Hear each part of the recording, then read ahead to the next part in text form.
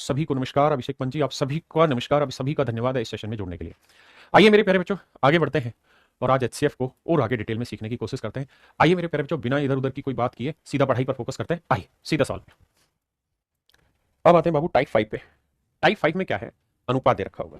पहले मुझे एक बात बताइए, टाइप 5 समझने से पहले मैं आपसे एक बात जानना चाह रहा हूं। दो संख्याएं, एक संख्या 24 और एक संख्या 60। मैं आपसे इन दोनों संख्याओं का अनुपात जानना चाह रहा हूं, क्या हो? What is the ratio of 24:60? 24 और 60 का अनुपात क्या होगा मेरे बच्चे? I only just want this. तो आप कहेंगे देखिए सर, करना कुछ ही नहीं है, आपको काटना है। इसमें क्या कॉमन आ रहा है? तो आपको सबसे पहले क्या करना पड़ेगा मेरे बच्चे? 24 और 60 का एचसीएफ निकालना। 24 और 60 का सर आप एचसीएफ ढूंढेंगे। 24 और 60 का एचसीएफ क्या है सर? 12। हाँ जी, तो जो एचसीएफ है वो इसमें से हटाएंगे, तो 12 दूनी 24, 12 पंजे 60। आपने कहा सर सही बात है। यानी दो संख्याओं का अगर हम अनुपात निकालना चाहते हैं तो सबसे पहले हमें क्या करना पड़ेगा? उसका रेशियो फाइंड आउट करना। First of all we have to find out the ratio of two numbers. Is this okay? Yes sir, it's very good and absolutely correct. अब अगर इनका रेशियो 2:5 आ गया मेरे बच्चे, अब मैं कहानी पलट रहा हूं। मैं आपको कह रहा हूं जी, दो संख्याओं का अनुपात दे रखा है, तो एक बात हमेशा ध्यान रखना कि अनुपात जो होगा, जो रेशियो दिया होता है, पहली चीज तो वो लोवेस्ट टर्म होती है, यानी इससे नीचे से काटा नहीं जा सकता। ध्यान रखना, ये लोवेस्ट टर्म है, सबसे बड़ी बात। दूसरी चीज, nothing is common in it. Nothing is common. Ratio जो होता है उसका मतलब होता है कि उसके अंदर कुछ कॉमन ना हो। इन दोनों में कुछ कॉमन नहीं होगा एक के अलावा। मतलब एक तो ये लोवेस्ट टर्म होगी, दूसरा इसके अंदर कुछ कॉमन नहीं होगा, तो ही वो रेशियो है, नहीं तो नहीं। अब मैं कहानी पलट के दे रहा हूं। मैं कह रहा हूं बाबू, दो संख्याओं का एचसीएफ है 12 और उन संख्याओं का अनुपात 2:5 है। Find number. संख्याएं बताइए मुझे, वो संख्याएं बताइए। तो क्या आप बता सकते हैं संख्याएं क्या होगी? तो आप कहेंगे कि सर इस बात को कान खोल के सुन लो, रेशियो कब निकाला जाता है? जब हम उन नंबर को एचसीएफ से भाग देते हैं। तो अगर आपको रेशियो दे दिया और नंबर चाहिए तो उल्टा कर दो, रेशियो को एचसीएफ से गुना कर दो। तो एचसीएफ 12 है तो सर 12 से गुना करोगे तो 12 दूनी 24, 12 से गुना कर दो 12 पंजे 60। यानी सर संख्याएं आएंगी 24 और 60। सर संख्याएं होंगी 24 और 60। बताइए। अब आपका पहला सवाल कह रहा है तीन संख्याओं का अनुपात 1 2 3, एचसीएफ 12 है, संख्या बताओ। तो 12 एकम 12, 12 दूनी 24, 12 ती 36। यानी एचसीएफ को डायरेक्ट रेशियो से मल्टीप्लाई कर दोगे, you will get what ever you want, मतलब नंबर पता चल जाएगा। जन जने जंटल जंगल जाते हैं, और सारे मेथड कब कैसे अप्लाई करना है कैसे, मेरे भाई ये आप धीरे धीरे समझेंगे कि किस सवाल में कौन सा मेथड यूज करना है। देखिए, एक समझ पैदा की जा सकती है, लेकिन उस समझ का इस्तेमाल कैसा करना है वो थोड़े वक्त के बाद ही आप सीख पाएंगे, जब आप प्रैक्टिस करेंगे कि किस जगह मुझे फैक्टर मेथड से करना है, किस जगह मुझे डिफरेंस मेथड से करना है। I will explain it very very very slowly, but you have to adopt it, make a lot of practice, and after that you are able to understand which method is used in which question. Okay, पहले सवाल में आपको बात पहले नहीं पड़ेगी। कहता है दो संख्याओं का अनुपात 7:11, उनका एचसीएफ 28 है। तो संख्याओं के बीच का अंतर याद करें। तो भाई पहली संख्या होगी 28 गुना 7, दूसरी होगी 28 गुना 11। आपने कहा जी बिल्कुल ठीक है, एचसीएफ है, रेशियो है। कह रहा जी दोनों का डिफरेंस बताओ। तो डिफरेंस निकालने के लिए क्या करो? बड़े में से छोटा घटाओ या छोटे में बड़ा। तो इनका डिफरेंस निकालना तो 28 हटा देंगे ना, 28 कॉमन ले लेंगे, तो यहाँ क्या बचा 7 और -11। ध्यान देना, ये डिफरेंस है। डिफरेंस का मतलब होता है मैं 3 और 5 का डिफरेंस पूछ रहा हूँ तो उत्तर आएगा 2, लेकिन अगर मैं 3 -5 कर रहा हूँ तो उत्तर आएगा -2। तो यहाँ डिफरेंस की बात हो रही है। हाँ जी, तो भैया क्योंकि डिफरेंस का जेन्युइन मतलब होता है बड़े में से छोटा घटाना। तो देखो 11 में से 7 गया 4, तो आंसर आया 28 गुना 4। तो 4 8 32, 4 दूनी 8 और 3 11 112 मेरा आंसर हो। समझे? 26 लिख दिया गया मैंने पिछले सवाल में। अच्छा, ऑप्शन मैंने गलत दे रखे, मैं माफी चाहता हूँ, 36 होगा। This is a huge mistake by me, 36 होगा। आइए जी,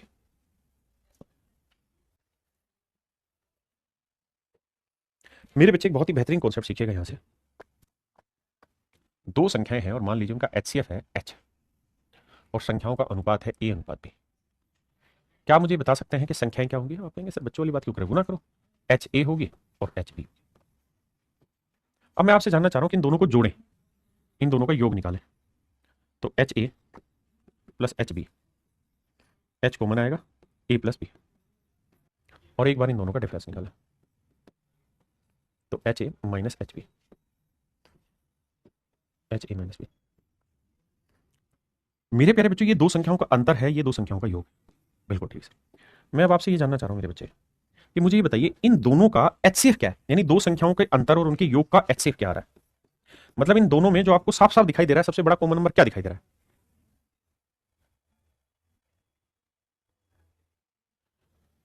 बताइए मेरे प्यारे बच्चों, दोनों का एचसीएफ क्या है?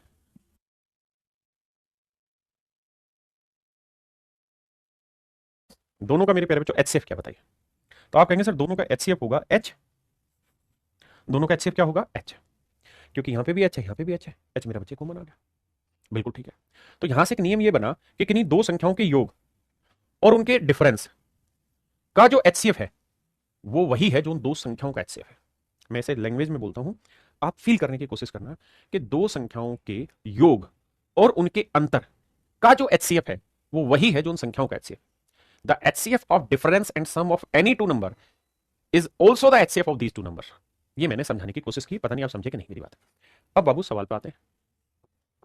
यहां कहता जी दो संख्याओं का योग दे रखा है, दो संख्याओं का योग है मेरे प्यारे बच्चों 128 और दो संख्याओं का डिफरेंस है 64। मुझे ये पता करना है कि भाई इन दोनों का एचसीएफ क्या होगा, इन दोनों संख्याओं का एचसीएफ क्या है। तो जो उन दोनों संख्याओं के योग और डिफरेंस का एचसीएफ होगा वही मेरे बाबू उन दोनों संख्याओं का भी एचसीएफ होगा। तो हमें यहाँ 128 और 64 का एचसीएफ निकालना होगा। कैसे निकालें सर 128 64 का? सर मजे की बात यह कि 64 का डबल ही तो 2 चौक 8 और 2 चौक 12, यानी इनका एचसीएफ 64 ही आ रहा है सर। तो सर आंख बंद करके कह दीजिए इन दोनों संख्याओं का एचसीएफ 64 ही, दोनों संख्याओं का एचसीएफ 64 होगा। हाँ जी भाई। अब आते हैं मेरे प्यारे बच्चों आज हम टाइप 6 पर। टाइप 6 क्या कहता है ध्यान से देखिए। कहता है जी दो संख्याओं का योग दे रखा है और उनका एचसीएफ दे रखा है, तो कितने पॉसिबल पेयर है? तो टाइप 5 जो है वो पॉसिबल पेयर है,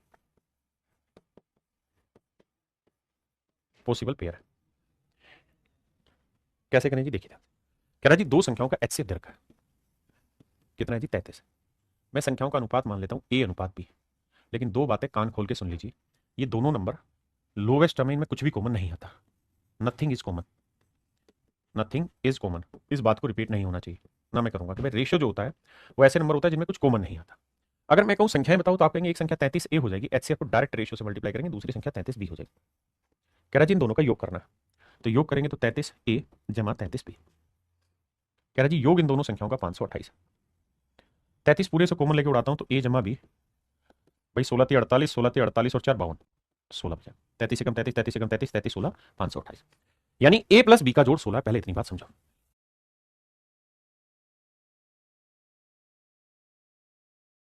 अब मेरे प्यारे बच्चों ए प्लस बी बराबर 16 है, तो मुझे ये देखना है ध्यान से कि भाई ए और बी दो ऐसे नंबर है जिनमें कुछ कॉमन नहीं आता हो, नथिंग इज कॉमन, और उनका जोड़ 16 है। तो क्या क्या संभव है सर? 1 और 15 है सर, 2 और 8 है, नहीं 2 और 14 है, 3 और 13 है, 4 और 12 है ना, 4 और मेरे भाई 12 है,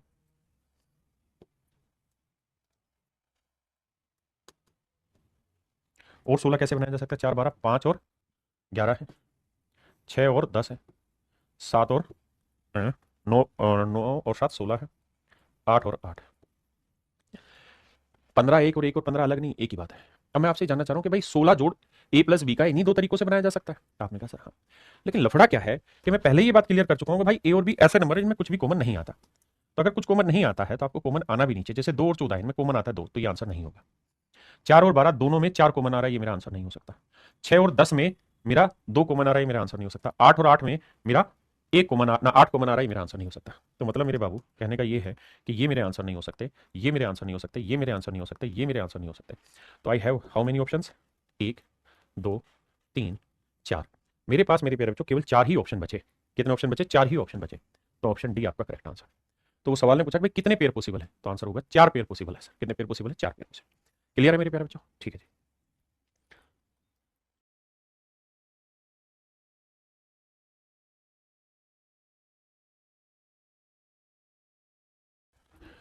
आइए मेरे बच्चे, कहता है what is the number of integral solution of the equation HCF. कह रहा है जी दो नंबर है ए और बी, इन दोनों नंबर ए और बी का एचसीएफ 5 है। दो नंबर है ए और बी, इनका एचसीएफ है मेरे बच्चे 5 है। दो नंबर है मेरे प्यारे बच्चों, इनका एचसीएफ 5 है, एचसीएफ 5 है। तो मान लेते हैं जिन दोनों संख्याओं का अनुपात होगा एक्स अनुपात वाई, तो एक्चुअल में वो संख्याएं क्या होंगी? 5x और 5y। भाई सवाल में वो ये कह रहा है क्या कि दो संख्याएं ए और बी हैं, उनका एचसीएफ 5 है। इस बात को समझना, what is the number of integral solution of the equation HCF A B is 5। कहता है दो नंबर है ए और बी, उनका एचसीएफ 5 है। मतलब वो ये कह रहा है कि भैया इस नंबर का नाम दे रखा उसने ए और इस नंबर का नाम दे रखा बी। एक बच्चे ने थोड़ी देर पहले क्लास में पूछा कि सर जो आप करा रहे हो इससे बाहर तो कोई कॉन्सेप्ट नहीं आएगा। सच में कोई इससे बाहर नहीं आएगा, क्योंकि कुछ बाहर में है ही नहीं, मैं सब करा रहा हूँ। लेकिन दिक्कत यह है कि नया सवाल तो बनाता रहेगा, जैसे सवाल नया बना दिया आपका, ये क्या बवंडर दे दिया। लेकिन अगर थोड़ी देर के लिए सवाल को पढ़ोगे समझोगे तो पल्ले पड़ेगा भाई ए और बी दो नंबर है जिनका HCF 5 है, तो मैंने मान लिया उन दोनों संख्याओं का अनुपात XY है, तो नंबर हो गए 5x 5y। अब कह रहा है कि उन दोनों नंबर ए और बी का जोड़ 65 है।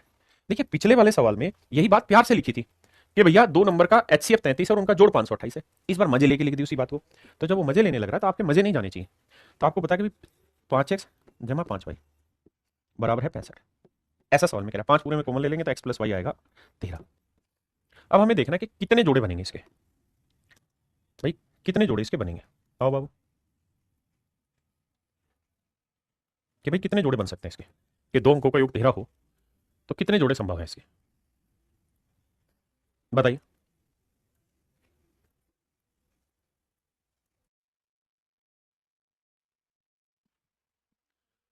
अब हमें देखना किन दो का जोड़ 13 हो सकता है।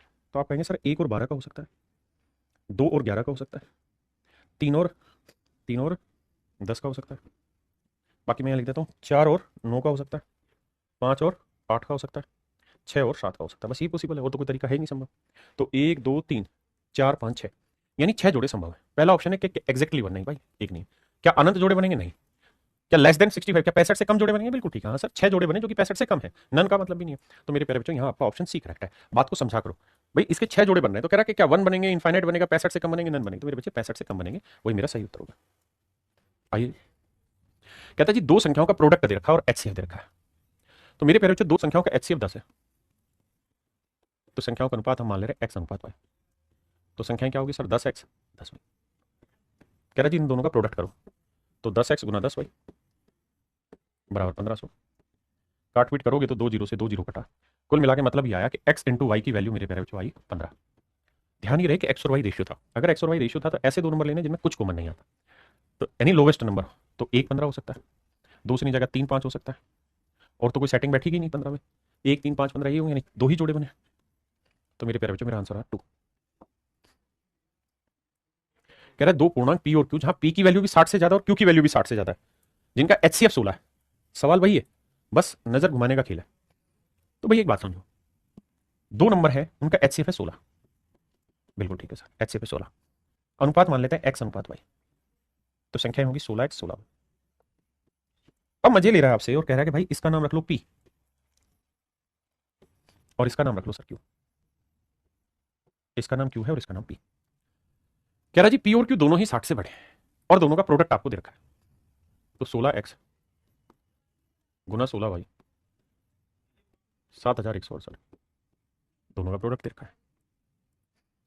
कहता है जी इनका योगफल बताइए क्या होगा, इनका योगफल बताइए। तो इन दोनों नंबर का जब आप योगफल निकालेंगे तो उत्तर आएगा 16x जमा 16y। 16 मेरे भाई कॉमन ले देंगे तो यहाँ बचा x प्लस वाई। तो पहली बात तो ये कि जो भी आपका जोड़ आएगा इन दोनों नंबर का वो हर हाल में 16 का मल्टीपल होना चाहिए। तो अगर हमें ऑप्शन से जाना है तो पहले ये देखते हैं कौन सा ऑप्शन 16 से भाग जा रहा है। तो 16 का वर्ग 256, ए जा रहा भाग, 16 एकम 16, 16 ये भाग नहीं जा रहा, ये भी भाग जा रहा है, ये भी भाग नहीं जा रहा। यानी अगर मुझे तुक्केबाजी करनी है तो मैं ए और सी में से कोई एक आंसर टिक करूंगा। ए और सी से मेरे प्यारे बच्चों में एक आंसर टिक करूंगा। फिर से समझाता हूं, ये बना मेरे प्यारे बच्चों 16 गुना 16, 16 गुना 16, और ये बना मेरे प्यारे बच्चों 16 गुना 11। हाँ जी। अब मैं एक बात और समझाना चाह रहा हूँ, क्या मैं इसे डिटेल भी समझूंगा, अभी शॉर्ट में समझा रहा हूँ। मेरा जो जोड़ आएगा दोनों संख्याओं का 16 गुना x प्लस वाई। अब मेरे बच्चों मुझे बताना कि x और y क्या थे। तो आप दिमाग दौड़ा कहेंगे सर x और y रेशियो थे। रेशियो क्या होते हैं सर? जो लोवेस्ट टर्म होती है जिनमें कुछ भी कॉमन नहीं आता। बिल्कुल सही बात है सर। अब मेरे दोस्तों मुझे एक बात बताना और एक सुझाव देना, x और y क्या क्या हो सकते हैं? क्या दोनों इवन हो सकते हैं? तो आप कहेंगे सर दोनों इवन नहीं हो सकते, दोनों इवन किसी भी हालत में नहीं हो सकते। क्या मेरी बात से सहमत है? हाँ सर, क्योंकि अगर दोनों इवन होंगे तो दो कॉमन आ जाएगा तो एक्स वाई रेशियो हो ही नहीं सकता, तो दोनों इवन नहीं होंगे। मेरे प्यारे बच्चों एक इवन एक ओड हो सकता है? हाँ सर हो सकता है, एक इवन और एक ओड हो सकता है, इसमें कोई आपत्ति नहीं। क्या सर दोनों प्राइम मतलब दोनों ही ओड नंबर हो सकते हैं? हाँ सर ये भी संभव है। जैसे मान लीजिए यहां मैंने 6 ले लिया और यहां मैंने 7 ले लिया, तो एक इवन एक ओड है, दोनों में रेशियो है। मैं दोनों ओड ले लूं, इसे 7 ले लूं, इसे 9 ले लूं, ये भी संभव है। लेकिन ये कभी भी संभव नहीं है कि दोनों के दोनों इवन हो। आपने कहा यहां तक की बात भी सही है, एक इवन हो एक ओड ये हो सकता है, और दोनों ओड हो ये भी हो सकता है सर, दोनों ओड हो ये भी हो सकता है। तो मेरे प्यारे बच्चों यहां इनका जोड़ क्या आएगा? 7 6 13 बैठेगा, यहां ओड ओड लोगे तो 16 बैठेगा। यानी हम यहां पे ऐसा कोई रिजल्ट नहीं निकाल पा रहे कि एक्स प्लस वाई का जोड़ हमेशा ओड आएगा या हमेशा इवन आएगा, ऐसा नहीं कह सकते, है ना। तो अगर कोई भाई कोई यूट्यूबर रील बना के आपको ये कह रहा है कि भैया एक्स प्लस वाई हमेशा ही इवन आएगा, तो वो देखो जो 16 का इवन मल्टीपल है और वो मेरा आंसर है, तो ऐसा कतई बेईमानी और गलत है कहना, ऐसा कतई दूर दूर तक गलत है। ठीक है, तो क्या करना होगा, अब हमें मेरे बच्चे से सोल्व करना होगा। तो सोल्व करेंगे तो 16 से काटेंगे, 16 एकम 16, 16 चौक 64, 16 चौकूं 64, बचा कितना 7, और 16 चौकूं 64, 16 8 128, फिर 16 से भाग जाएगा, 16 दूनी 32, बचा कितना जी 12, 16 8 128 28। तो मेरे प्यारे जो एक्स इंटू वाई जो आया वो 28 है। अब 28 के टुकड़े करो, क्या क्या होंगे, 1 गुना 28 होगा, 2 गुना 14 होंगे, 3 से जाएगा नहीं, 4 7 28 होंगे। अब मेरे बच्चे आप इस बात से तो सहमत होंगे कि ये मेरा टुकड़ा नहीं हो सकता, क्यों सर, क्योंकि सर 2 और 14 में 2 कॉमन आ रहा है, जबकि एक्स और वाई मेरे क्या है, अनुपात है। अगर एक्स और वाई मेरे अनुपात है तो either my answer would be 1 28 या फिर 4 7। अगर मैं 1 और 28 ले लूं तो मेरा जो उत्तर आएगा 16 गुना 28 और 1 29, 16 गुना 29, जो कि मेरे दोनों ही ऑप्शन में नहीं है, इसलिए मेरे पेरेंट्स ये गलत है। अब 4 और 7 में ले लेता हूं, तो ये 4 आया, ये 7 आया, तो 7 और 4 11, 16 गुना 11 मेरे ऑप्शन में है, तो मेरे बच्चे मेरा ऑप्शन सी करेक्ट है, ऑप्शन ए गलत है।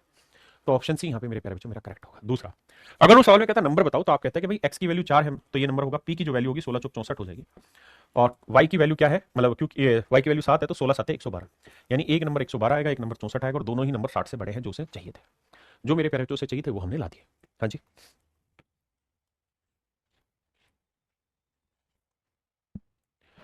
करिए जी, बहुत ही खूबसूरत सवाल है, मजेदार सवाल है। आइए मेरे भाई, कभी अखियां मिलाए कभी अखियां चुराए, क्या तूने किया जादू, कभी घबराए कभी नहीं, खुद पे नहीं काबू। देखिए मेरे बच्चे, 13A, दूसरा जोड़ा है 13B, तीसरा जोड़ा है 13C।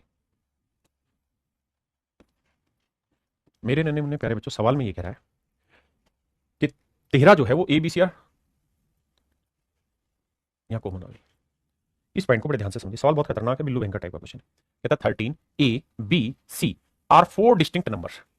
कहता 13A B C 4 अलग अलग संख्याएं, यानी हम ये बात तय कर चुके हैं कि 13A B C चारों अलग अलग संख्याएं। तो क्या आप में से कोई ये कह सकता है या इस बात को समझने के लिए तैयार है कि सर A हो, B हो या C हो, इसकी वैल्यू किसी भी हालत में 13 नहीं हो सकती, इनमें से किसी की वैल्यू भी 13 नहीं होगी। आप कहें क्यों सर, क्योंकि सर उसने खुद ही कहा है, जो अंडरलाइन किया कि 13A B और C 4 अलग अलग नंबर है। अगर सर 4 अलग अलग नंबर हैं तो किसी भी सूरत में A B C 13 नहीं होंगे, क्योंकि अगर मान लो A की वैल्यू 13 आ गई तो ये 13 ये भी 13 हो जाएगा, फिर ये अलग नंबर कहां हो गए, उसने कहा चारों अलग नंबर, पहली बात। अब अगला पॉइंट, अगली अंडरलाइन करने वाली जो चीज है वो ये कि भैया C सबसे बड़ा है, फिर B है और सबसे छोटा A है। C सबसे बड़ा है, फिर B है, फिर A है, तो इस लाइन को भी ध्यान रखना।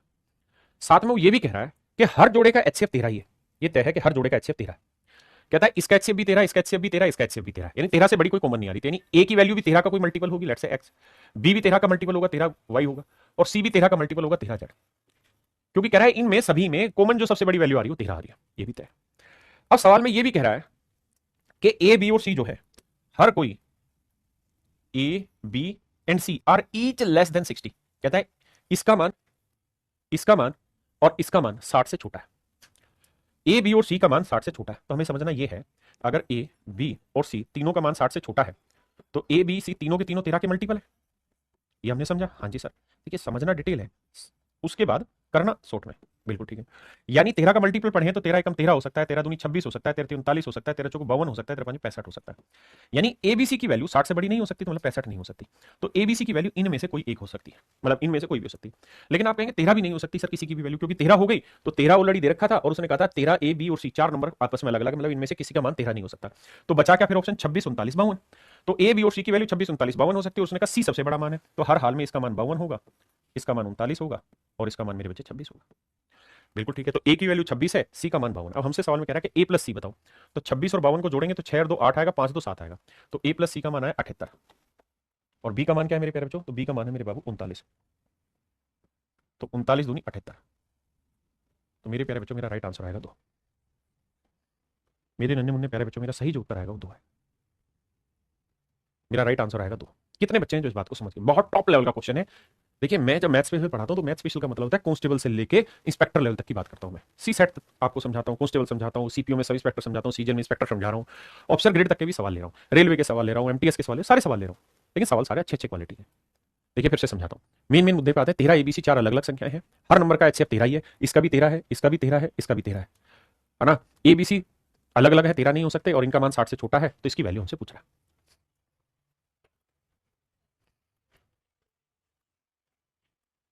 देखिए सवाल में कह रहा है ए और बी का एचसीएफ 12 है, यानी दो नंबर है, उनका एचसीएफ दे रखा है 12। तो मान लेते हैं संख्याओं का अनुपात हुआ एक्स अनुपात वाई, तो संख्याएं होंगी 12x और 12y। बिल्कुल ठीक है, सही है सर। अब कह रहा है इस संख्या का नाम जो दिया है उसने, इसका नामकरण किया है ए, और इसका जो नामकरण पैदा किया उसने, इसका नाम दिया है बी। कह रहा है जी दो नंबर है, एच से 12। कहता है ये दोनों के दोनों जो नंबर है वो हर हाल में क्या कह रहा है, 12 से बड़े। मेन मुद्दे पर आइए, दोनों नंबर ए और बी 12 से बड़े। भाई ए और बी दोनों ही अगर 12 से बड़े हैं बाबू, तो इसका मतलब एक्स और वाई की वैल्यू एक तो नहीं हो सकती।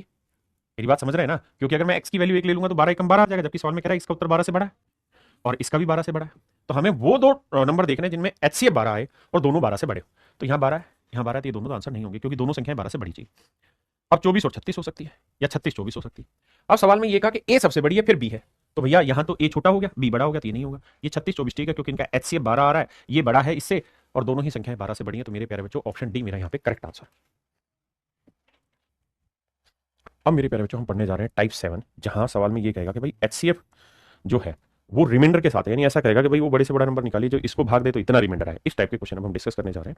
आइए तो सीधे सवाल पर आते हैं। सवाल में कह रहा है सबसे बड़ी संख्या ज्ञात कीजिए जो 245 और 1029 को भाग देने पर, 245 और 1029 को भाग देने पर प्रत्येक दशा में 5 शेषफल हो जाए। कहता है हर स्थिति में 5 शेषफल हो जाए। मतलब वो ये कहना चाह रहा है कि भाई वो बड़े से बड़ा नंबर जो लोगे आप, वो ऐसा नंबर होगा कि इसे एग्जैक्ट डिवाइड नहीं करेगा बल्कि 5 रिमाइंडर लाएगा। एग्जैक्ट डिवाइड नहीं करेगा बल्कि 5 शेषफल लाएगा। वो बड़े से बड़ा नंबर ऐसा होगा जिसे एग्जैक्ट डिवाइड नहीं करेगा बल्कि 5 शेषफल ला के देगा। आपने कहा जी ठीक है, फिर क्या कहना चाह रहा हूँ, तो मैं ये कहना चाह रहा हूँ कि 245 में से 5 हटा दो, तो यानी वो बड़े से बड़ा नंबर जो होगा वो 240 को एग्जैक्ट डिवाइड कर रहा होगा। 1029 में से 5 घटाएंगे तो 1025 को भी पूर्णतः भाग दे रहा होगा, नहीं 1024 को भी पूर्णतः भाग दे रहा होगा। यानी जिस बड़े से बड़े नंबर की हम बात कर रहे हैं वो 240 को एग्जैक्ट डिवाइड करेगा और 1024 को एग्जैक्ट डिवाइड करेगा। अब चूंकि नंबर इतना आसान है कि आप जानते हैं 1024 जो होता है 2 की पावर 10 होता है। हाँ जी, यहां तक कि मेरी बात समझे। और मेरे प्यारे बच्चों ये 240 जो होता है इसे हम लिखते हैं 80 गुना 3। आपने कहा जी बिल्कुल ठीक है, और 80 को हम लिखेंगे 16 गुना 5, यानी 2 की पावर 4 गुना 5 गुना 3। तो जब एचसीएफ ढूंढोगे तो कॉमन क्या आ रहा है इन दोनों में, 2 की पावर 4, यानी 2 की पावर 4 मतलब 16 वो संख्या है जिसे आप भाग दोगे तो दोनों ही केसेस में रिमाइंडर आपका 5 बच जाएगा। क्या आएगा मेरे बच्चे, रिमाइंडर 5 आएगा। आइए जो सबसे बड़ी संख्या क्या है जिसे आप 156 से भाग दें, मतलब 156 को भाग दें तो रिमाइंडर 6 आएगा। 181 को भाग दें, again you will get reminder 6। 331 को डिवाइड करें तो रिमाइंडर 6। मतलब ये हुआ कि वो एग्जैक्टली तो 150 को डिवाइड कर रहा है, यहाँ एग्जैक्टली मेरे भाई वो 175 को डिवाइड कर, और यहाँ एग्जैक्टली मेरे बच्चे 325 को डिवाइड कर रहा है। बिल्कुल ठीक है, यानी हमें जो नंबर ढूंढना है वो ऐसा ढूंढना है जो 150 175 और 325 को भाग दे। तो मेरे बच्चे हमें वो नंबर यहाँ पे ढूंढना है, क्या होगा। हम एक चीज़ तो जान रहे हैं और वो ये कि आखिरी दो अंक 25 है, ये 75 है, ये 50 है। आखिरी दोनों अंक जो है वो 25 से भाग हो रहा है, इसका मतलब इसका एचसीएफ का एक फैक्टर 25 तो होगा ही होगा। इसमें 25 नहीं है, इसमें 25 नहीं है, इसमें 25 नहीं है, तो मेरे प्यारे बच्चों ऑप्शन सी आपका राइट आंसर। ऑप्शन सी आपका यहाँ पे राइट आंसर। आइए जी आगे, यहाँ पे क्या डिफरेंट रिमाइंडर बचा और कुछ नहीं है, जैसे 285 और 1249। कहता जी भाग दें तो अलग अलग आ रहा है, इसे भाग दे रहे तो 9 रिमाइंडर बच रहा है, इसे भाग दे रहे तो 7 रिमाइंडर बच रहा है। इसका मतलब जो नंबर है जिसकी हम बात कर रहे हैं, जिसकी हम चर्चा कर रहे हैं, वो ऐसा नंबर है कि 285 से भाग देते तो 9 शेषफल आता है। 285 से भाग देते तो 9 शेषफल आता है। इसका मतलब कितना एग्जैक्ट डिवाइड होगा, 15 में हो गया 6, तो 276 पूर्णतः भाग हो जाएगा उस नंबर से। यहाँ 7 शेषफल आ रहा है तो 1242 एग्जैक्ट डिवाइड हो जाएगा उस नंबर से। हाँ जी, तो मेरे प्यारे बच्चों 276 पूर्णतः भाग हो जाएगा और 1242 पूर्णतः भाग। तो हमसे सवाल में पूछा वो बड़े से बड़ा नंबर बताइए क्या होगा। तो अब आप ये देखिए, क्या 135 भाग दे रहा है 276 को, नहीं, 135 का डबल 270 होता है, तो ये तो नहीं दे रहा। इसका डबल 272 होता है, इसका डबल 274 होता है, लेकिन अगर आप इसका डबल करोगे मेरे बच्चे तो होता है 276।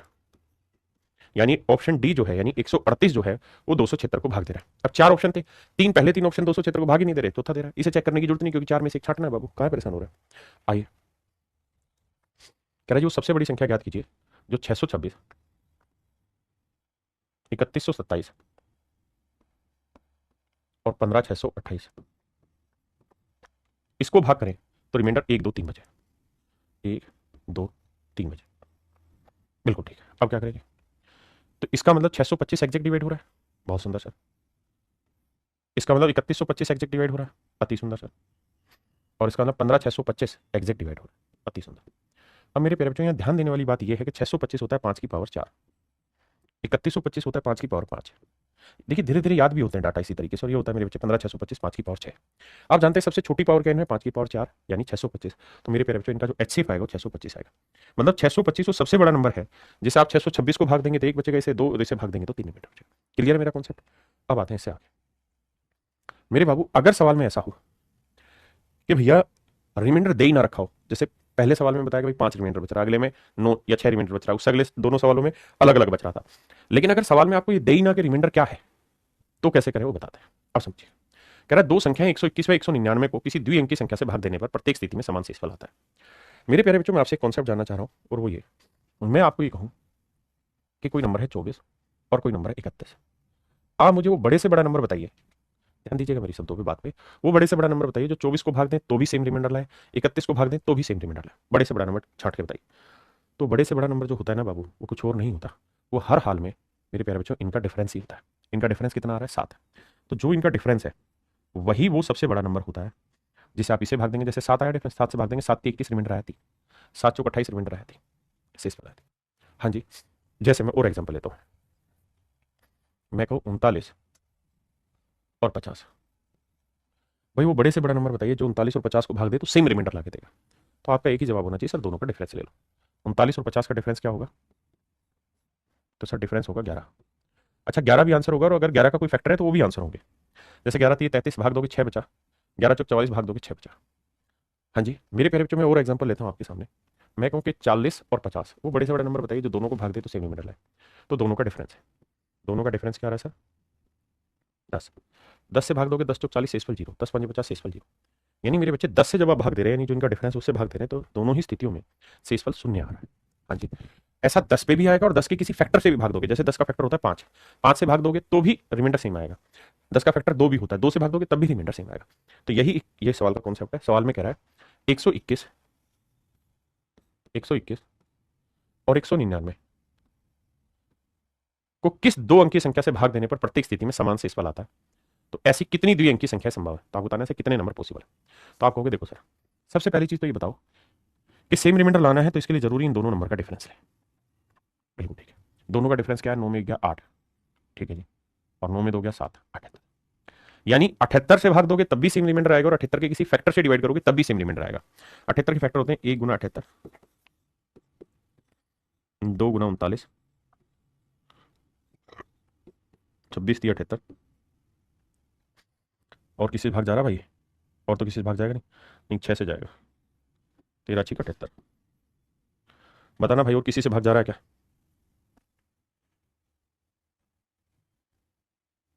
आप कहेंगे जी नहीं जा रहा। अब सवाल में हमसे पूछा कि भाई बताओ इसके दो अंक के कितने आंसर हो सकते हैं। तो आप मुझे कहेंगे देखो सर, एक तो दो अंकों की संख्या ये हो गई, एक ये हो गई, एक ये हो गई, एक ये हो गई। तो सवाल में उसने हमसे पूछा कि भाई दो अंकों की कितनी संख्याएं संभव है? तो 13 26 39 78, यानी 4 संख्याएं संभव है।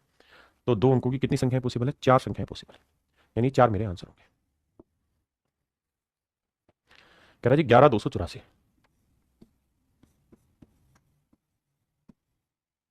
और 7655, इनके बीच का डिफरेंस निकालें। तो सर डिफरेंस निकालेंगे क्योंकि सेम रिमाइंडर लाना है। तो 14 में 5 गया 9, 7 में 5 गया 2, 12 में 6 गया 6, 10 में 7 गया 3। तो डिफरेंस आया बाबू 3669। अब मेरे प्यारे बच्चों, मेरा जो भी आंसर होगा, या तो ये डिफरेंस मेरा आंसर होगा या इस डिफरेंस का कोई फैक्टर। ये डिफरेंस मेरा आंसर नहीं हो सकता। क्यों नहीं हो सकता? क्योंकि सर उसने कहा कि 3 डिजिट नंबर, ये जो उत्तर आपका आना चाहिए वो 3 अंकों की संख्या आनी चाहिए, लेकिन यहां दिक्कत ये है कि 2 अंकों ना 4 अंकों की संख्या आ रही। तो इसको भाग देके देखो किस किस से जा रहा है। तो एक तो 1 गुना 3 629 जाएगा, और धीरे धीरे स्पीड बनेगी जब सीखोगे। 2 से जाएगा नहीं, 3 से जाएगा, 3 2 5 नहीं जाएगा 3 से। भाई 3 से भाग जाने के लिए अंकों का जोड़ भी तो चाहिए, नहीं जा रहा। 4 से नहीं जाएगा, 5 से नहीं जाएगा, 6 से नहीं जाएगा, 7 से जाएगा। 7 5 35, 1 बचा, 7 एकम 7, तो 5 बचा, 7 से भी भाग नहीं जा रहा भाई। 7 5 35, 1 बचा, 12, 7 एकम 7, 5 आया, 7 7 49, 7 नहीं जा रहा। 7 से नहीं जाएगा, 8 से नहीं जाएगा, 9 से नहीं जाएगा, 11 से देखो, 3 2 5, 9 6 15, 11 से भी नहीं जा रहा भाई। 11 की डिविजिबिलिटी अल्टरनेट डिजिट 9 6 15 3 2 5, 11 से नहीं जा रहा। 13 से देखो भाई, इवन से तो जाना ही नहीं ना, 13 से देखो, हाँ तो 13 से देखेंगे, 13 दूनी 26, 10 बचा, 102, 13 7 91, 13 8 13 7 91, 11 बचा, और 119 भाग नहीं जाता। अब 17 से, 13 के बाद 14 से नहीं जाएगा, 15 से नहीं जाएगा, 16 से नहीं जाएगा, 17 से भाग दो, 17 दूनी 34, बचा कितना मेरे बच्चे, 2, 17 एकम 17, 5 59, 17 से भाग नहीं जाएगा। अब 17 के बाद सीधा 19 पे, यानी इस तरीके से धीरे धीरे धीरे धीरे दिमाग दौड़ा के काम करना पड़ेगा। 19 पे आते हैं, 19 एक 19 दूनी 38, तो 2 कम है यानी 17, तो 172 आया, 19 में 171, एक आया और फिर 9 उतारा, 19 से भाग हो जाएगा। इसका ना 19 का मल्टीपल है, तो 19 एकम 19, ठीक है जी, 19 में 171 और 19 एकम, यानी मेरे प्यारे बच्चों इसके कुल मिला के 4 फैक्टर बनेंगे, ठीक है जी। अब समस्या ये है कि हमें चाहिए 3 अंकों की संख्या, क्योंकि उसने कहा था, तो 3 अंकों की संख्या मेरे प्यारे बच्चों हुई 191, तो ऑप्शन डी मेरे प्यारे बच्चों मेरा राइट आंसर। हाँ जी, ऑप्शन डी मेरा राइट आंसर। आइए जी, देखिए अभी तक क्या था कि 2 ही नंबर थे, तो 2 नंबर का जो डिफरेंस होता था वही मेरा आंसर होता था, या उसका कोई फैक्टर मेरा आंसर होता था। यहां मैंने नंबर दे दिए 3, फिर क्या करें, तो मेरे बच्चे यहाँ एक कॉन्सेप्ट सीखेगा, अगर 2 से ज्यादा नंबर है, जैसे मान लीजिए कोई नंबर है n1, दूसरा कोई नंबर है n2, तीसरा कोई नंबर है n3, चौथा कोई नंबर है n4, बहुत सारे नंबर है, आपने कहा जी ओके रिपोर्ट आप, तो मेरे बच्चे और फिर कहे कि सेम रिमाइंडर आए तो इनका डिफरेंस ले लो d1, इनका डिफरेंस ले लो d2, इनका डिफरेंस ले लो d3, और ऐसे ही आगे इन सबका डिफरेंस ले लो। हाँ जी, तो मेरे प्यारे बच्चों जो इनके डिफरेंस का HCF निकल के आएगा, HCF of d1, d2, d3 and so on, इन सबका जो HCF निकल के आएगा इनके डिफरेंस का, मेरे प्यारे बच्चों वही वो सबसे बड़ा नंबर होगा जिसको आप n1 n2 n3 को भाग दोगे जिस नंबर से, तो आपका हर हाल में रिमाइंडर सेम आएगा। क्लियर है माही भाई? हाँ है ना? तो अब मेरे बच्चे आइए, इस सवाल में हमें करना ये होगा कि पहले इन दो का डिफरेंस ले लो, इन दोनों का डिफरेंस क्या आएगा, 108 और 24 का डिफरेंस आया 16, फिर इन दोनों का डिफरेंस ले लो, 156 और 24 का डिफरेंस कितना आएगा 32। अब मेरे प्यारे बच्चों हमें क्या करना होगा, हमें HCF लेना होगा किसका, दोनों डिफरेंस का, यानी 16 और 32 का, 16 और 32 का मेरे प्यारे बच्चों हमें HCF लेना। ये तो अंडरस्टूड सी बात है, 16 और 32 का HCF क्या आया 16। इसका मतलब मेरे प्यारे बच्चों 16 वो सबसे बड़ी संख्या होगी, जब 16 से आप 108 को भाग दोगे, 124 को और 156 को भाग दोगे, तो हर हाल में आपका सेम ही रिमाइंडर लाके देगा। तो मेरे प्यारे बच्चों आपका आंसर होगा 16। आई जी अंकित सिसोदिया जी, अंकित सिसोदिया कह रहा है सर प्रीवियस ईयर क्वेश्चन कराइए। मेरे प्यारे बच्चों मैं क्लास में कॉन्सेप्ट सिखाने के लिए तो अपनी तरफ से सवाल बनाता हूँ, लेकिन उसके बाद फिर जितने भी सवाल लेता हूँ सारे के सारे प्रीवियस ईयर के होते हैं। आप अगर डेट वाइज भी पूछेंगे ना तो मैं डेट वाइज बता सकता हूँ कौन सा एग्जाम में किस शिफ्ट में ये क्वेश्चन आया। सारे के सारे अंकित सिसोदिया जी क्वेश्चन जो है वो मेरे प्रीवियस ईयर एग्जाम के ही हैं। हाँ, समझाने के लिए मैं जरूर इस्तेमाल करता हूँ अपने कॉन्सेप्ट से छोटे सवाल बाद में। ये जो क्वेश्चन है मेरे प्यारे बच्चों ये CHSL का है, कंबाइंड हायर सेकेंडरी लेवल का क्वेश्चन है, और अभी का है लेटेस्ट वाला। हर सिंगल क्वेश्चन आप अभी जाएं नेट पे सर्च मार ले इस क्वेश्चन को, गूगल पे स्कैन करके देख ले, आपको CHSL की डेट निकल के आ जाएगी। राम बाबू कुमार कह रहे हैं सर पढ़ते पढ़ते मन भारी हो जा रहा है, क्या करें। देखिए ये जो जर्नी आप जी रहे हैं ये थोड़ी लंबी होती है, हर स्टूडेंट की लाइफ में ऐसा आता है, लेकिन विश्वास ये मानिए कि इसका एक ही तरीका है और वो है पेशेंस। आप पेशेंस रखे रखिए। अगर मन बहुत ज़्यादा भारी हो रहा है और मन नहीं मान रहा तो फिर क्या करिए, कोई खेल खेलने चले जाइए, कोई मूवी देखने चले जाइए, या किसी यार दोस्त के साथ गप्पे मारने चले जाइए। उससे क्या होगा कि उस समय का जो पेन है वो निकल जाता है। हमारे शास्त्रों में भी कहा है कि लंबी यात्राएं मनुष्य के लिए बहुत जरूरी है। क्यों जरूरी है? क्योंकि लंबी यात्रा जब आप करने जाते हैं तो आप अपनी पीछे की चीजें पीछे ही छोड़ के जाते हैं, और हमेशा नई चीज देखते हैं तो दिमाग में नई चीजें आती रहती है फिर उससे, तो उससे क्या होता है कि आपके मन का जो भारीपन है वो हल्का हो जाता है। अब आ जाइए सवाल में कह रहे हैं भाई 4749, 5601 और 7092। कहता है में से प्रत्येक को अधिकतम संभव मान क्या होगा। सवाल में हमसे पूछ रहा है प्रत्येक का अधिकतम संभव मान क्या होगा, डी का मान क्या होगा, ताकि इसे विभाजित करें तो शेषफल हर बार सेम आए। यानी वो ये कह रहा है if R is the reminder when each of this number is divided by the greatest possible number D. कहता है किसी संख्या से हमने इनको भाग दिया तो हर बार सेम रिमाइंडर ला रहा है, तो भाई सबसे पहले तो बताओ वो नंबर क्या हो सकता है। तो तरीका बताया, इनका डिफरेंस ले लो मेरे बच्चे। यहाँ डिफरेंस लेंगे तो देखो 49 है भाई, 1 में से 9 गया, 11 में 9 गया 2, या 9 बचा, 9 में 4 गया 5, फिर यहाँ बचा 5, 5 में 15 में 7 गया 8, तो ये डिफरेंस आया मेरे प्यारे बच्चों 852। यहाँ निकालेंगे तो 2 में से गया 1, 9 में से 0 गया 9, और 10 में 6 गया 4, और 6 में 5 गया 1, 1491। यानी मेरे प्यारे बच्चों 852 और 1491 का हमें HCF निकालना होगा। 852 और 1491 का मेरे प्यारे बच्चों हमें HCF निकालना। HCF निकालने के क्या क्या तरीके होते हैं बताइए। तो आप कहेंगे जी फैक्टराइजेशन मेथड है, लॉन्ग डिवीजन मेथड है और डिफरेंस मेथड है। हम कौन सा इस्तेमाल करेंगे वो हम पे डिपेंड करता है। तो मेरे बच्चे मुझे लगता है यहाँ हमें डिफरेंस मेथड में भी कोई बुराई नहीं निकालने दो। तो देखिए 11 में 2 गया 9, बिल्कुल ठीक है। 11 में 2 गया 9, 8 में 5 गया 3, और यहाँ 14 में 60 गया 6, 639 मेरा आंसर। अब 639 इनका डिफरेंस आया, मुझे चाहिए एचसीएफ इन दोनों नंबर का। तो 639 तो इसको भाग नहीं देगा क्योंकि इसका डबल करेंगे तो भी भाग नहीं जा रहा, तो इसका फैक्टर करो, किससे भाग जाएगा सर? 9 से भाग जा रहा है, 9 7 63 और 9 एकम 9, 71 से भाग जाने लग रहा है। हाँ जी, 3 से भी भाग देना चाहोगे तो 3 दूनी 6, 3 एकम 3, 3 3 9, तो 213 से भी भाग जा रहा है। लेकिन 213 का 4 गुना करेंगे तो सेट हो रहा है, 13 चौको 52 और 4 दूनी 8, 213 से भाग हो रहा है। 3 2 5 और 1 6, समझ गए ना मेरी बात? अब 213 इसको भाग दे रहा है तो 13 7 91, बिल्कुल। तो इनका जो एचसीएफ निकल के आया मेरे पेरेंट जो आया 213, इनका जो एचसीएफ निकल के आया मेरे पेरेंट जो कितना है 213, इनका एचसीएफ निकल के आया मेरे बाबू 213। अब हमसे पूछा क्या है वो देखते हैं। सवाल में कह रहा है R is the reminder when each of this number is divided by greatest possible number D. तो मेरे बच्चे डी की वैल्यू आ गई 213, बिल्कुल ठीक है। अब 213 तो मेरा आंसर है ही है, डी की वैल्यू आ गई 213। अब सवाल में कह रहा है जी आर भी निकालो, तो यानी 213 को इससे भाग भी देना होगा, 4749 को 213 से भाग भी दो, तो 213 से भाग दोगे तो 2 पे जाएगा, तो भैया 3 2 426 आया, घटाओगे 14 में 6 गया 8, 6 में 2 गया 4 48 और 9 आया, फिर भाग दोगे 2 पे तो 426 आया, तो शेषफल आया 9 में 6 गया 3 और 8 में 2 गया 6, 63 शेषफल यहाँ आया। तो यानी 213 से भाग दोगे हर किसी को तो 63 शेषफल आएगा, तो रिमाइंडर आया 63, और जोड़ोगे मेरे बच्चे तो 3 और 3 6, 6 और 1 7 2, तो मेरा मेरे मेरे मेरे मेरे मेरे मेरे मेरे मेरे मेरे मेरे प्यारे बच्चों मेरा राइट आंसर होगा 276। 276 नहीं, मेरा एक भाई कह रहा है कि एक और बाकी ओड हो, इसलिए नहीं क्योंकि ये डी प्लस आर है। डी प्लस आर जो है, अगर डी होता तो मैं ऑप्शन से छाटता, ही डी प्लस आर है मेरे बेटे। Vivek Kumar Rao ji, D plus are का उत्तर। अब आते बाबू टाइप 8 पर। टाइप 8 क्या कह रही है ध्यान देना। टाइप 8 एक फार्मूला बता रही है। क्या टाइप 8 ये कह रही है कि भाई आपको पेपर में ऐसे सवाल मिलेंगे कि ए की पावर m -1 एंड ए की पावर n -1, ए की पावर m -1 और ए की पावर n -1, यानी विशेष बात ये होगी यहाँ पे बेस है, यहाँ पे बेस है, और आपसे कहेगा कि इनका एचसीएफ निकाल के बताइए क्या होगा। तो इनका एचसीएफ हो जाएगा ए की power HCF of m and n minus, ध्यान देना, ए की पावर m -1 और ए की पावर n -1 का एचसीएफ ऑफ m और n -1।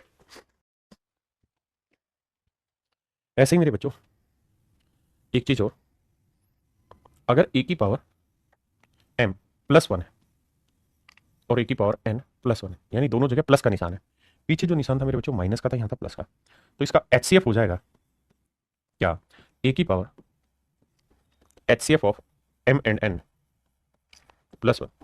लेकिन ये अप्लाई तभी होगा प्लस वाला जब m और n दोनों ओड पावर, ओड विषम संख्या। अगर ये विषम नहीं है मेरे बच्चे तो ये आंसर नहीं होगा, ध्यान रखना। फिर से अपनी बात बता दूं, ये टाइप का जो एक्सप्रेशन है इसका एचसीएफ जब आप निकालोगे तो ये हो जाएगा अगर प्लस वाला, लेकिन ये होगा तभी जब m और n दोनों ओड है। लेकिन अगर ये माइनस वाला है तो घबराने की जरूरत नहीं, हर जगह ही अप्लाई हो जाएगा, ठीक है जी। अब दिक्कत ये है कि ये टाइप आपको बहुत बाद में समझ में आएगी जब आप नंबर सिस्टम पढ़ेंगे, ठीक है जी। आइए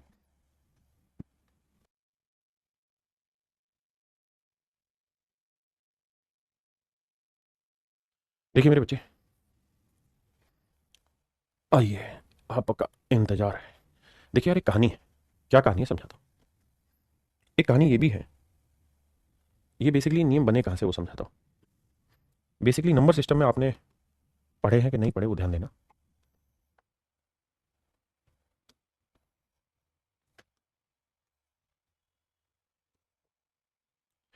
चार नियम बने हुए और इन चारों नियमों पे सवाल पूछा जाता है, तो मैं उसको एक्सप्लेन करूँ। मेरे प्यारे बच्चों ए की पावर m माइनस बी की पावर m अगर है और m इवन पावर है, तो ऐसा एक्सप्रेशन हमेशा ही a माइनस बी से डिवाइड होगा और ऐसा एक्सप्रेशन a प्लस बी से भी डिवाइड होगा। ये अलजेब्रा में आप पढ़ेंगे एक वक्त पे डिविजिबिलिटी में। ऐसा इसलिए हो जाता है कि समझिए ए स्क्वायर माइनस बी स्क्वायर लिखा हुआ है, दोनों पे इवन पावर है, तो इसके दो फैक्टर बनते हैं, एक फैक्टर a माइनस बी और एक फैक्टर a प्लस बी। यानी देसी भाषा में कहें तो ऐसा नंबर a माइनस बी से भाग होगा और a प्लस बी से भाग होगा, ठीक है जी। दूसरा, अगर मेरे बच्चे सवाल ये हो कि a की पावर m माइनस बी की पावर n, बी की पावर m दोनों में सेम पावर हो, लेकिन m जो है वो ओड पावर, माइनस में है लेकिन ओड पावर, विषम घातांक को। तो मेरे बच्चे ऐसा नंबर हमेशा सिर्फ a माइनस बी से ही भाग। कारण क्या है, याद रखने के लिए ऐसे देखिए कि a cube minus B cube दोनों में ओड पावर, तो इसका फार्मूला क्या रहता है, a minus B into A square plus A B plus B square. यानी मोटी मोटी बात यह है कि a माइनस बी इसका एक कॉमन फैक्टर आ जाता है।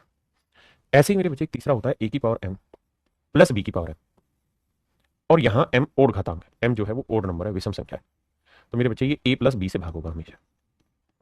याद रखने के लिए आप ये देखिए कि a cube plus B cube अगर मैं लिखूं, दोनों जगह ओड पावर प्लस का साइन है, तो इसका फार्मूला होता है क्या, इसका फार्मूला होता है जी a प्लस बी इंटू में a square minus a B plus B square. तो a प्लस बी कॉमन आ गया, आपने कहा जी ठीक है। और ऐसे ही मेरे बच्चे अगर a की पावर m प्लस b की पावर m, और अगर यहां m एक इवन पावर है, मतलब m एक इवन नंबर है, सम संख्या है, तो इसका कोई स्टैंडर्ड रिजल्ट नहीं बनेगा, किसी से भाग होने का सर्टेन नियम नहीं होगा। क्यों? क्योंकि a की पावर 2 प्लस b की पावर 2 होगा, माफ करना भाई, ऐसा कोई फैक्टर नहीं है जिसमें वो अलग से निकल के आए। हाँ जी, तो अब अपने सवाल पर आते हैं। यहां देखेंगे a की पावर m प्लस b की पावर n क्या है, ओड पावर, तो ये हमेशा ही a प्लस बी से भाग होगा, यानी 13 प्लस 17 से भाग होगा, 13 17 हुआ 30, यानी संख्या मेरे प्यारे बच्चों 30 से भाग होगी। ठीक है, अब यहां जी a की पावर m प्लस b की पावर m दोनों में ओड पावर है, तो ये नंबर भी a प्लस बी से भाग होगा, और प्लस का साइन है, तो 13 जमा 11, और ये 13 जमा 11 था, माफ करना 17 नहीं 11, माफी चाहता हूँ भाई, यह 24 से भाग होगा। यहाँ पे ये नंबर भी 24 से भाग होगा। यानी आपने एक मोटी बात समझी कि ये नंबर भी 24 से डिवाइड होगा, ये नंबर भी 24 से डिवाइड होगा, तो उसने ये पूछा कि इनका एचसीएफ क्या होगा, तो इनका एचसीएफ होगा ए, यानी 24 मेरा राइट आंसर।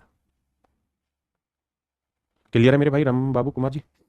ये पूरा कॉन्सेप्ट है, ठीक है जी। इसी कॉन्सेप्ट के आधार पे वहां फार्मूले लिखवाए मैंने, ये वाले दोनों। आइए आप देखिए यार, ए की पावर m माइनस वन, यहाँ ए की पावर n माइनस वन, दो एक्सप्रेशन है, ए की पावर m माइनस वन और यहाँ ए की पावर n माइनस वन। तो मैंने कहा था कि अगर माइनस पावर है तो ये m इवन हो या ओड हो कोई फर्क नहीं होगा, तो आंसर यही होगा, ए की power HCF of m in n minus one ही मेरा आंसर। लेकिन हमें सबसे पहले 315 और 25 का एचसीएफ निकालो, तो 315 और 25 का एचसीएफ। तो मेरे बच्चे समझ गए, समझ में आ रही बात कि सर 25 के फैक्टर होते हैं 25, 5 और 1, तो ये 5 से दोनों भाग हो रहे हैं, क्योंकि ये 25 से जाएगा नहीं 5 से, तो इसका एचसीएफ आया 5। और अगर सर इसका एचसीएफ 5 है तो इसका आंसर हो जाएगा ए, यानी 4 की power 5 minus 1, and that is option, पता नहीं क्या 4 की पावर 5 क्या होता है, 1024 माइनस 1 यानी 1023। ये मेरे बेरे बच्चों मेरा राइट आंसर होगा, 1023 मेरा सही उत्तर होगा। ठीक है भाई साहब, एसएससी अर्जुन भाई कह रहे हैं एसएससी सीजन में कितने परसेंट अर्थमेटिक आता है? ऐसे तो मेरे बच्चे कोई स्पेसिफिक नहीं है, लेकिन फिर भी मोटी मोटी बात करूं तो लगभग 70 से 75% अर्थमेटिक का हिस्सा रहता है, इंक्लूडिंग नंबर सिस्टम। आइए, यहां मेरे बच्चे प्लस का साइन है, प्लस का साइन है तो हर हाल में ये ओड होना चाहिए, तो ओड है, तो आंसर हो जाएगा 3 की पावर 25 और 35 का एचसीएफ 5 जमा 1। उसी फार्मूले का मैंने इस्तेमाल कर दिया, ऑप्शन सी मेरा राइट आंसर।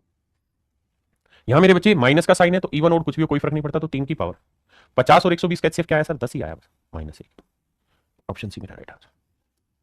बताइए जी, यहां मेरे बच्चे 100 और 120 का एचसीएफ क्या हुआ सर, 20, तो 2 की पावर 20 माइनस 1, आंसर बी। ये सवाल थोड़ा खतरनाक है, करिए, बहुत प्यारा सवाल है, मजा आएगा करके।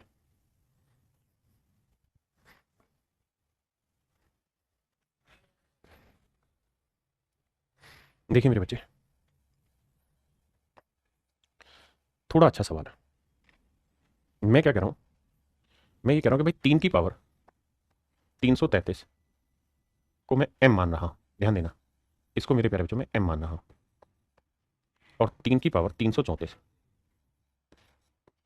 इसको मेरे प्यारे बच्चों में n मान रहा हूं, इसको मेरे बाबू में n मान रहा हूं। तो ध्यान दोगे तो यहां जो सवाल है ये है a की पावर m प्लस वन, और यहां जो है वो a की पावर n प्लस वन। तो आपका आंसर क्या होगा? आपका आंसर यही होगा कि सर इनका आपको एचसीएफ निकालना, तो m और n का एचसीएफ निकालो। किसका एचसीएफ निकालो? m और n का। मैंने a क्या माना, मैंने a इस 3 को माना हुआ है, जो ये 3 है, जो सबसे बेस है, इसको मैंने 3 लिखा हुआ। 3 की पावर 333 इसे m माना, 3 की पावर 334 इसे मैंने n माना। क्लियर मेरे बेटे बात? तो अब मुझे इन्हीं चीजों के बारे में जानना है कि सर 3 की पावर 333 और 3 की पावर 334, क्या आप मुझे इनका एचसीएफ बता सकते हैं? तो आप कहेंगे सर हाँ बता सकते हैं। एचसीएफ में बेसिकली हमेशा छोटी पावर लेते हैं, तो 3 की पावर ये और 3 की पावर ये, इसमें छोटा क्या है? 3 की पावर 333। हाँ जी, क्या है? 3 की पावर 333, समझ रहे हैं ना?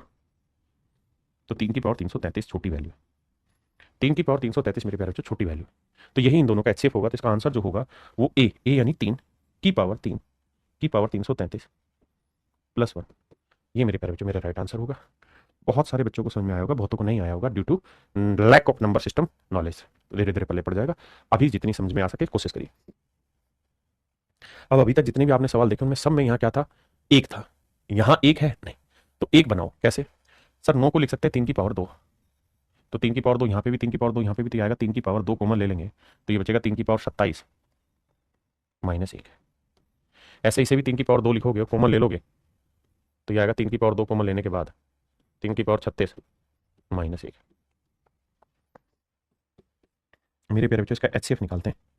तो एचसीएफ में क्या होगा, 3 की पावर 2 है, यहाँ 3 की पावर 2 है, तो सबसे पहले 3 की पावर 2 कॉमन ले ली, जो कॉमन नंबर आ रहा है। अब इन दोनों का एचसीएफ निकालो उसी फंडे से, A की पावर M-1 A की पावर N-1। तो करना क्या है, 36 और 27 का एचसीएफ निकालना। 36 और 27 का जो एचसीएफ होगा वो कितना होगा, 9। 9 3 27, 9 चौक 36, कितना होगा मेरे बच्चे, 9। तो इसका मतलब इसका आंसर आएगा 3 की पावर 9 -1। अब मेरे बच्चे 3 की पावर 2 को इससे गुना करेंगे तो पावर ऐड हो जाएंगे, बेस सेम है तो पावर ऐड हो जाती है, तो 9 तो 11 हो जाएगा -3 की पावर 2। इसको और सुंदर से रिफ्लेक्ट करूं तो 3 की पावर 11, 3 की पावर 2 को हम क्या लिख सकते हैं, 9। तो मेरे प्यारे बच्चों, मेरा आंसर होगा 3 - 9। ऑप्शन डी आपका करेक्ट आंसर होगा। बताइए अगर प्लस माइनस हो तो क्या करें।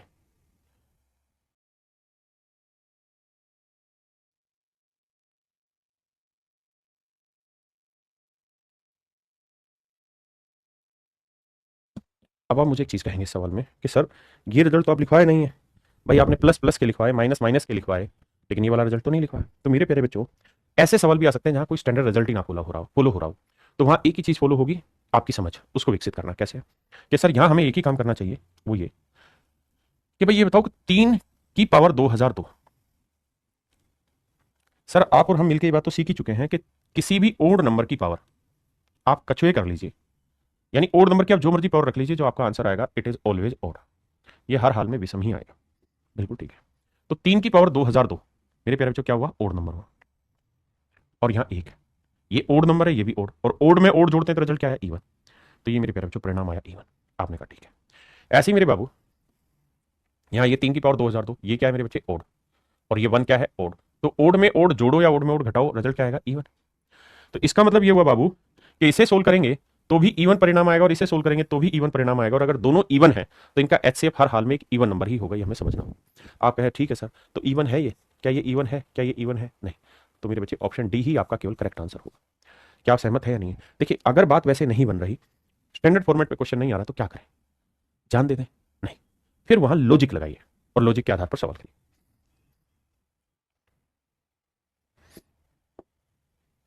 आइए मेरे बच्चे, अब हम टाइप 9 पढ़ने जा रहे हैं, और यहां पढ़ने जा रहे हैं टाइप 9 में HCF based on number system concept. Number system पे बेस्ड कॉन्सेप्ट पे सवाल हम यहाँ उठाने जा रहे हैं। यहाँ हमारा मूलतः उद्देश्य यही होगा कि हम ये जानें कि भैया नंबर सिस्टम पे बेस्ड जो हमारा कॉन्सेप्ट है उसमें नंबर्स क्या क्या होते हैं, प्राइम नंबर क्या होता है, को प्राइम क्या होता है, उन सारी कहानियों को हम यहाँ जानेंगे। आइए मेरे बच्चे, ये मेरे प्यारे बच्चों कुछ प्राइम नंबर की लिस्ट है। 1 से 50 तक 15 प्राइम नंबर होते हैं, 51 से 100 तक 10 प्राइम नंबर होते हैं, 101 से 200 तक 21 प्राइम नंबर होते हैं। रट लो इन्हें, 1 से 100 तक के तो रट लो। अब पहला सवाल है, कह रहा है प्रथम 100 प्राकृतिक संख्याओं का एचसीएफ क्या होगा। तो भाई पहला नेचुरल नंबर 1 है, फिर 2 है, फिर 3 है, फिर 4 है, फिर 5 है, और फिर आखिर में आएगा 100। कह रहे हैं इन सबका एचसीएफ क्या होगा। तो बताओ इनमें सब में कुछ कॉमन आ रहा है, नहीं आ रहा सर। क्या एक जो है वो 2 से 10 से 100 से भाग जाएगा, नहीं जाएगा सर। इसका मतलब सर इनका एचसीएफ बनाएगा, यानी नंबर सिस्टम पे बेस्ड कॉन्सेप्ट पे क्वेश्चन।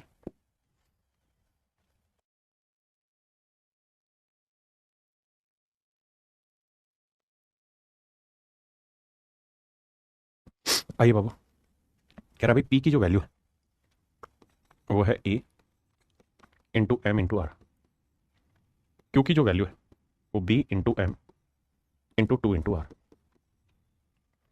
सवाल में एक चीज और भी कही, और वो ये जो बहुत जरूरी है, where A B M are are odd prime number. कहता है ए हो, बी हो, एम हो, आर हो, ये सारे के सारे ओड प्राइम नंबर है, विषम अभाज्य संख्या है।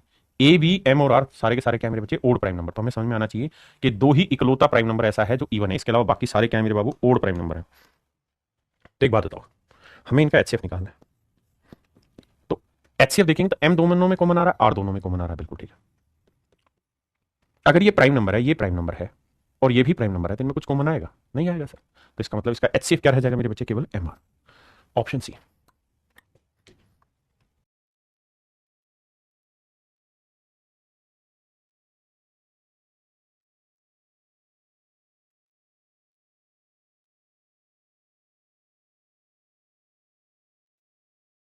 देखिए मेरे प्यारे बच्चों, ध्यान से मेरी बात सुनिए। कह रहा है दो नंबर है ए और बी, ए और बी दो नंबर है, इनका एचसीएफ एक है, मान ली बात। तो कह रहा है इनके जोड़ और इनके डिफरेंस का एचसीएफ क्या होगा। तो मेरे प्यारे बच्चों तय है कि इनके जोड़ और इनके डिफरेंस का एचसीएफ भी वही होता है जो इन संख्याओं का एचसीएफ होता है, यानी एक। यानी एक तो इसका आंसर होगा ही होगा, इसे तो कोई टहला ही नहीं सकता, इसे तो कोई मना कर ही नहीं सकता, आंसर एक होगा। लेकिन मेरे प्यारे बच्चों जब किन्हीं दो संख्याओं का एचसीएफ एक आ जाता है तो वहां यह तय हो जाती है चीज कि दोनों को प्राइम नंबर है। को प्राइम आपने नंबर समझा होगा, नंबर सिस्टम में सहभाज्य कहते हैं जिनमें कुछ कॉमन नहीं आता। तो मेरे बच्चे दो को प्राइम नंबर है, जैसे मैंने एक को प्राइम नंबर ले लिया 5 और एक को प्राइम नंबर मैंने ले लिया 3। अगर मैं इन दोनों का जोड़ निकालूं तो आप देखेंगे इनका जोड़ क्या है 5 और 3 8, और इन दोनों का डिफरेंस निकालो तो इन दोनों का डिफरेंस क्या है 5 में 3 क्या 2। तो इनके जोड़ और डिफरेंस का में कुछ कॉमन आ रहा है, तो या 2 है या 8 है, तो आप कहेंगे 2 भी कॉमन आ रहा है। तो इसका मतलब मेरे प्यारे बच्चे इसका मतलब हुआ कि या तो एक एचसीएफ होगा या फिर दो। एक तो होगा ही हो सकता है, इसमें कोई दो राय नहीं, लेकिन दो भी हो सकता है ना। दोनों को प्राइम नंबर है तभी एचसीएफ 1 है। तो मैंने ले लिया 5 और 3, मैं अगर 5 और 6 ले लूं तब भी एचसीएफ 1 है, लेकिन 6 5 11, 6 में से 5 गया एक, तब भी एचसीएफ 1 आएगा, है ना। तो एक और दो दोनों भी होगा, तो ऑप्शन सी।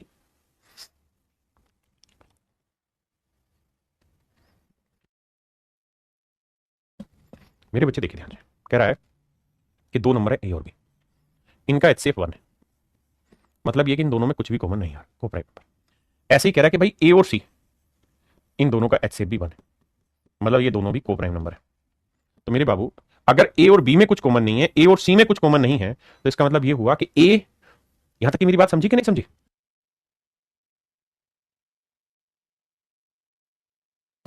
तो इसका मतलब ये हुआ मेरे बच्चे कि हम इसको देसी भाषा में कहना चाहें तो ये कह सकते हैं कि B is not a multiple of A. B को ए का मल्टीपल नहीं लिखा जा सकता, ना ही हम सी को ए का मल्टीपल लिख सकते हैं, कुछ भी एम पैम कुछ भी। तो ना तो सी ए का मल्टीपल है ना बी ए का मल्टीपल है। तो मेरे बच्चे पहला ऑप्शन है क्या ए और बी इंटू सी, इनमें कुछ कॉमन आ सकता है, तो नहीं आएगा। क्यों? क्योंकि ना तो बी ए से भाग जा रहा ना सी ए से भाग जा रहा, तो इसका मतलब मेरे बच्चे इन दोनों में कुछ कॉमन नहीं आएगा। तो मतलब एचसीएफ ऑफ ए और बीसी का एचसीएफ जो होगा वो 1 होगा, दैट इज ऑप्शन ए। थोड़ा कॉन्सेप्चुअल पार्ट है, ध्यान से समझेंगे तो पल्ले पड़ेगा।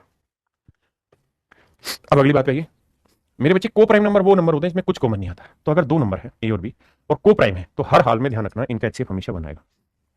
को प्राइम नंबर है तो इनका एचसीएफ 1 ही आता है। देखिए कितना प्यारा सवाल पूछा, बेवकूफ बनाने की हदें होती हैं। कहता था प्रोडक्ट ऑफ टू को प्राइम नंबर, दो सहभाज्य संख्या है जिनका प्रोडक्ट दे रखा है, तो एचसीएफ बताओ इन दो नंबरों का।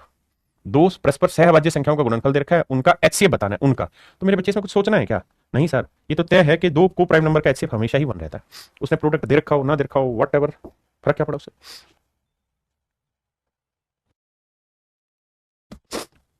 कह रहा है मेरे बच्चे सभी अभाज्य संख्याओं का एचसीएफ ज्ञात करिए। तो जितने भी प्राइम नंबर होते हैं वो किसी से भाग नहीं जाते, सिर्फ अपने आप से और एक से जाते हैं। तो मतलब एक ही ऐसा नंबर होगा जो सभी में कॉमन आएगा, तो एचसीएफ 1 होगा। There are 3 prime number, the product of the first 2 number is this and the product of the last 2 number is this. मेरे बच्चे मैं मान लेता हूं 3 प्राइम नंबर ए बी और सी। तो अब मुझे एक बात बताना, पहले दो नंबर का जो प्रोडक्ट है वो है 77 और लास्ट दो नंबर का जो प्रोडक्ट है वो है 143। तो मेरे प्यारे बच्चों एक बात बताना, इस 77 में भी बी मौजूद है, हाँ, और 143 में भी बी मौजूद है। तो हम ये नहीं कह सकते कि सर बी ही वो सबसे बड़ा नंबर होगा जो इन दोनों में कॉमन आएगा। मतलब हर हाल में इन दोनों का जो एचसीएफ आएगा वो बी आएगा। आपने कहा जी ठीक है, अगर मैं कोई इन दोनों का एचसीएफ बताऊं तो 77 और 143 का एचसीएफ निकालोगे तो 11 आएगा। सर निकाल के देख लेना 11। तो इसका मतलब बी की जो वैल्यू है वो 11 है, तो इनका एचसीएफ भी 11 है और इसी को हम बी भी बोलेंगे कि जो बीच वाला नंबर है वो 11 है। अगर कहीं पहला नंबर बताओ तो दूसरा नंबर अगर 11 है तो 11 को किससे गुना करें? 13 है 7 से। दूसरा नंबर 11 है तो 11 को किससे गुना करें? 143 है 13 से। आइए जी, कह रहा जी 3 अभाज्य संख्या है, पहली दो का गुणनफल ए और बी का प्रोडक्ट 1891 है और आखिरी दो का प्रोडक्ट 7991 है।